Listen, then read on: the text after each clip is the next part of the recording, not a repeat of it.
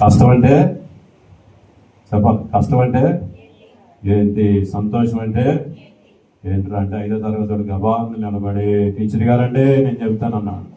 Teacher guarantee కష్టం అంటేనండి స్కూల్కి రావటం అంటే చాలా కష్టం అండి. స్కూల్కి రావటం చాలా కష్టం. మరి సంతోషం అంటే ఏంటంటే ఇంటికి వెళ్ళమంటే సంతోషం అండి, సెలవులు అయితే సంతోషం. ఇంటికి వెళ్ళమంటే సంతోషం అంట. 4ంటికి వదులుతారు, అరే 2ంటికి వెళ్ళిపోండి రా మీరంటే. స్కూల్లో చిన్నప్పుడు వాళ్ళు ఎప్పుడో బెల్ కొడతారని చూసి బ్యాగ్లెట్ పెట్టేసి రెడీ బెల్ అట్ట కొట్టంగానే ఏం చేసేవాళ్ళు, పొరుగు కంటి. చిన్నప్పుడు పరిగెత్తారు మీరు కూడా. మహేశ్వరి పరిగెత్తి, భారతి గారు పరిగెత్తారంట నమ్మి వాళ్ళు. ఇప్పుడు కూడా పరిగెత్తున్నావా? కాబట్టి ఏంటంట కష్టం, చదువు అంటే కష్టము, భారం. కాబట్టి దేవుడి సన్నిధిని మనం అలా అనుకోవాలి. కానీ దేవుడు మనం పుట్టించాడు కాబట్టి సంతోషముగా దేవుడిని ఏం చేస్తామంటే మనం కీర్తన గ్రంథంలో 100వ కీర్తన ఉన్నాయి, సంతోషముతో ఆయన సన్నిధికి రండి.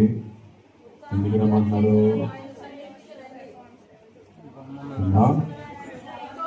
కీర్తన 100వ కీర్తన 1వ వచనం, సమస్త దేశములారా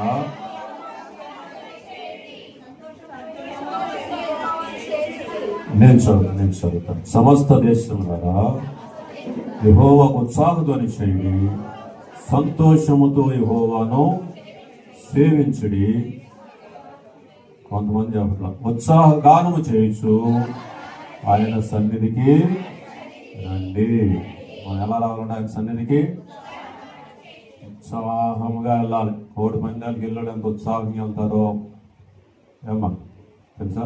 ఎంత ఉత్సాహంగా వెళ్తారని సంఖలో పెట్టుకొని, ఆ సంఖలో ఒకటి పెట్టుకొని, ఈ సంఖలో ఒకటి పెట్టుకొని, మంచి తత్తులు తీసుకొని, పందానికి డబ్బులు వేసుకొని అంత సంతోషంగా వెళ్తారు.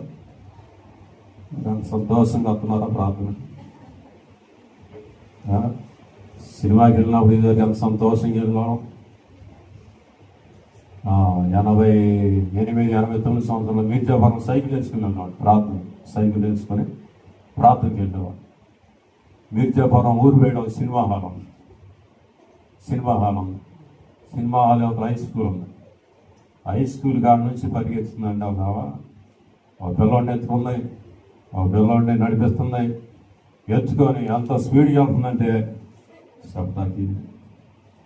ఎందుకని సినిమా అయిపోతుంది. ఫస్ట్ రీల్ ఏముందో, ఫస్ట్ రీలు టికెట్లు ఉన్నాయో